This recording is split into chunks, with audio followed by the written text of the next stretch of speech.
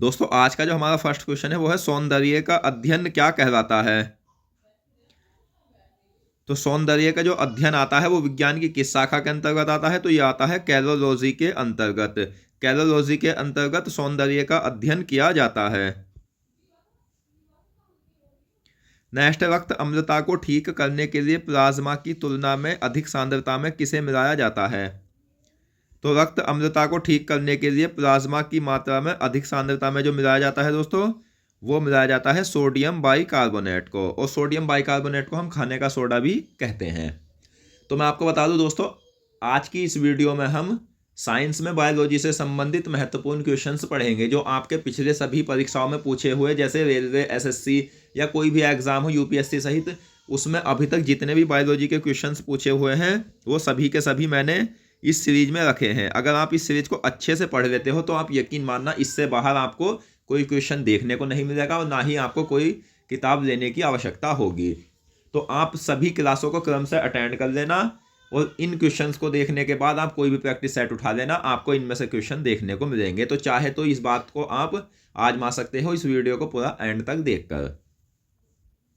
Next, वे पोषक पदार्थ जो उपापचयी क्रियाओं का नियंत्रण व नियमन करते हैं। तो मानव शरीर में पाए जाने वाले पोषक तत्व 7 होते हैं और वह कौन कौन से होते हैं। कार्बोहाइड्रेट, प्रोटीन, जल, खनिज, विटामिन, वसा और न्यूक्लिक अम्ल। ये सभी मानव शरीर में पाए जाने वाले 7 पोषक पदार्थ होते हैं। तो वे पोषक पदार्थ जो उपापचयी क्रियाओं का नियंत्रण व नियमन करते हैं तो वे होते हैं जल, विटामिन और खनिज लवण। तो आंसर है सभी। नेक्स्ट, पोलियो से प्रभावित होने वाला तंत्र कौन सा है। तो पोलियो जो है वो एक विषाणु द्वारा होने वाली बीमारी है और विषाणु की जो खोज की थी वो इवान वेस्की ने की थी, यह भी आपको याद रखना है। और दोस्तों पोलियो जो है इससे क्या है कि केंद्रीय तंत्र का तंत्र जो सीएनएस, जिसे सेंट्रल नर्वस तंत्र भी बोलते हैं, सेंट्रल नर्वस सिस्टम, उससे पोलियो से प्रभावित हो जाता है। तो नेक्स्ट, सीएनएस की फुल फॉर्म क्या है। तो सीएनएस की full form central nervous system होती है। अगला क्वेश्चन है, आमाशय में बनने वाला एक प्रोटीन पाचक एंजाइम कौन सा होता है।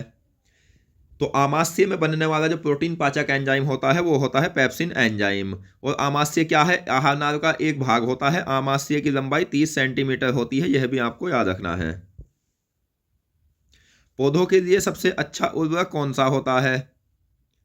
तो पौधों के लिए सबसे अच्छा उर्वरक होता है कंपोस्ट उर्वरक। नेक्स्ट, मानव शरीर में सबसे बड़ी धमनी कौन सी होती है। तो मैं आपको बता दूं, रक्त परिसंचरण तंत्र में हृदय, धमनियां और शिराएं भाग लेती है, जिनमें सबसे महत्वपूर्ण जो होता है वो हृदय होता है। और मानव शरीर में धमनियों का काम क्या होता है, इसमें शुद्ध रक्त बहता है और शिराओं में बहता है अशुद्ध रक्त, यह भी आपको याद रखना है। तो एकमात्र एक धमनी ऐसी भी है जिसमें अशुद्ध रक्त बहता है, वो है पल्मोनरी धमनी।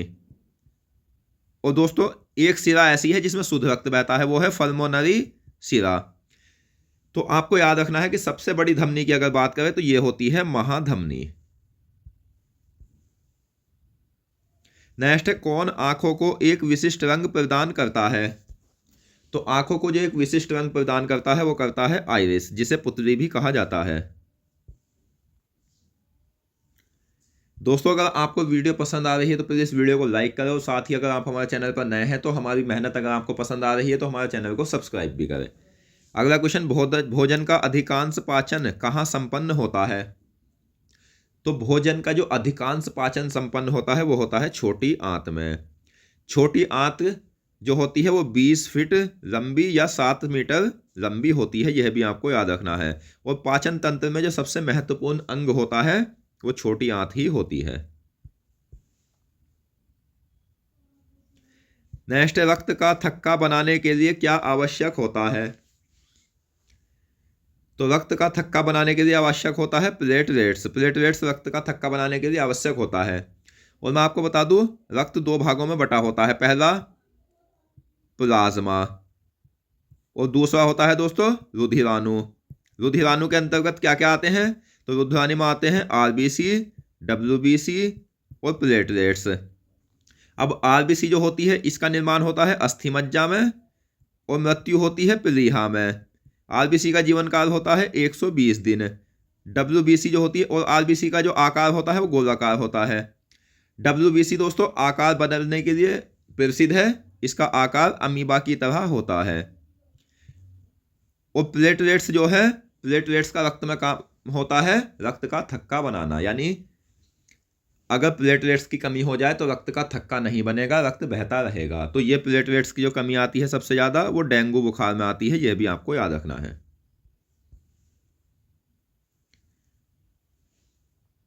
नेक्स्ट, एक स्पंदन की समाप्ति से दूसरे स्पंदन की समाप्ति का समय क्या कहलाता है? तो यहां स्पंदन से मतलब है थक्का। तो एक थक्का जमने की समाप्ति से दूसरा थक्का जमने की समाप्ति का जो समय कहलाता है वो कहलाता है हृदय चक्र।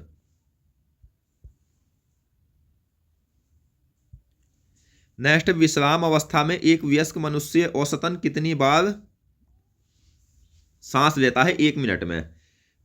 तो विश्राम अवस्था में जो मनुष्य सांस लेता है वो लेता है 15 से 18 बार और सामान्य अवस्था में 16 से 18 बार सांस लेता है, यह भी आपको याद रखना है।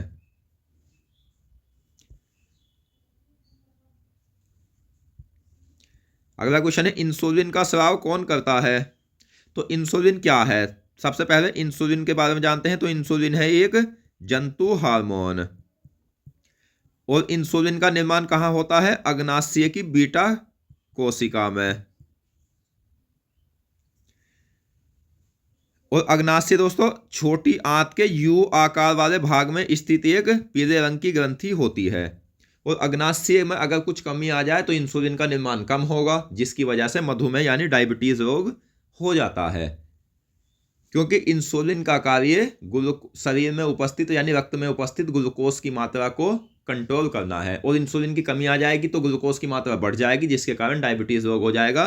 तो इसलिए अग्नाशय का स्राव कौन करता है? इंसुलिन का स्राव ऑप्शन ए अग्नाशय।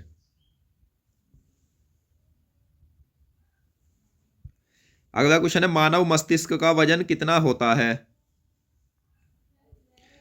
तो मानव मस्तिष्क का जो वजन होता है वो होता है 1350 ग्राम, यानी कि 1300 से 1400 ग्राम मानव मस्तिष्क का वजन होता है, यह आपको याद रखना है।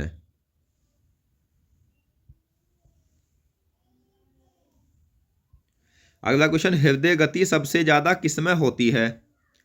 तो सामान्य वयस्क यानी वयस्क मनुष्य 1 मिनट में 72 बार सांस लेता है और ये गति जो सबसे ज्यादा होती है ये होती है बच्चों में। तो ऑप्शन ए सही आंसर है।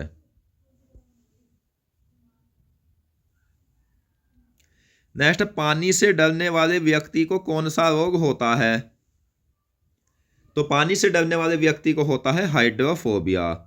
हाइड्रोफोबिया को रेबीज के नाम से जाना जाता है और रेबीज जो होता है वो होता है दोस्तों कुत्ते के काटने से रोग और रेबीज विषाणु जनित रोग है, यह भी आपको याद रखना है।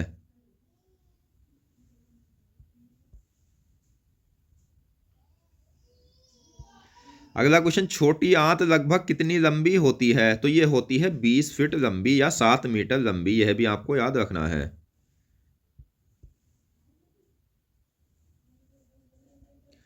अगला क्वेश्चन है, ऑक्सी श्वसन या वायवीय श्वसन के लिए किसकी उपस्थिति होना आवश्यक है?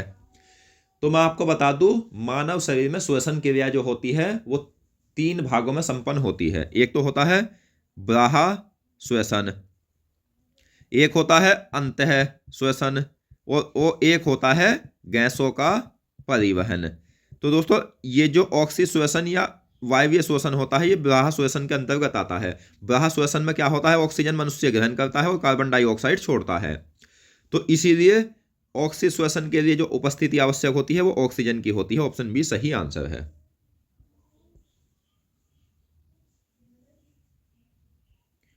अगला क्वेश्चन है, आंखों में प्रवेश करने वाले प्रकाश की मात्रा को कौन नियंत्रित करता है?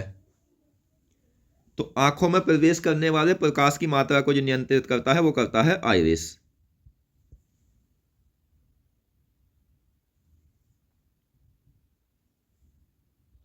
नेक्स्ट, मानव शरीर का सामान्य तापमान क्या होता है? मानव शरीर का जो सामान्य तापमान होता है सेल्सियस में अगर हम बात करें तो 37 डिग्री सेल्सियस। वहीं अगर हम बात करें फ़ारेनहाइट में तो 98.6 फ़ारेनहाइट। वहीं अगर हम बात करें केल्विन में तो 310 केल्विन मानव शरीर का सामान्य तापमान होता है। यह आपको याद रखना है।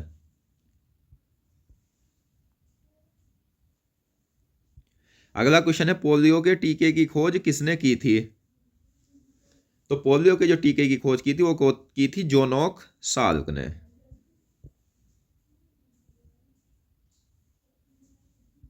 अगला क्वेश्चन है जोनोक साल्क ने पोलियो के टीके की खोज कब की थी? तो इन्होंने की थी 1952 ईस्वी में। जोनोक साल्क ने पोलियो के टीके की खोज 1952 ईस्वी में की थी। नेक्स्ट, प्रकाश किरण को रेटिना में कौन केंद्रित करता है? तो प्रकाश किरण को जो रेटिना में केंद्रित करता है वो करता है आइरिस।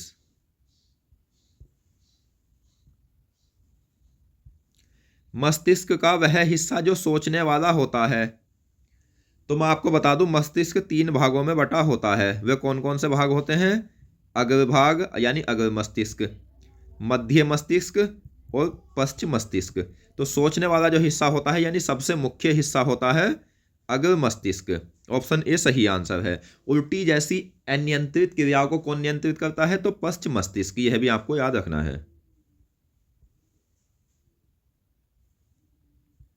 नेक्स्ट, कशेरुक दंड में कुल कितनी हड्डियां होती है? तो कशेरुक दंड किसे बोलते हैं? तो कशेरुक दंड बोलते हैं रीढ़ की हड्डी को। तो इसमें जो कुल हड्डियां होती है वो होती है 33 हड्डियां। तो ऑप्शन ए सही आंसर है। मानव शरीर में कुल 206 हड्डियां पाई जाती है जो निर्माण करती है कंकाल तंत्र का। इनमें 29 हड्डी जो होती है वो पाई जाती है दोस्तों खोपड़ी में, 8 मस्तिष्क में, 14 कानों में, और एक अस्थि और होती है जो अन्य अस्थि होती है खोपड़ी में पाई जाती है। नेक्स्ट, फाइलेरिया रोग किस कारण होता है? तो फाइलेरिया रोग होता है कृमि के द्वारा।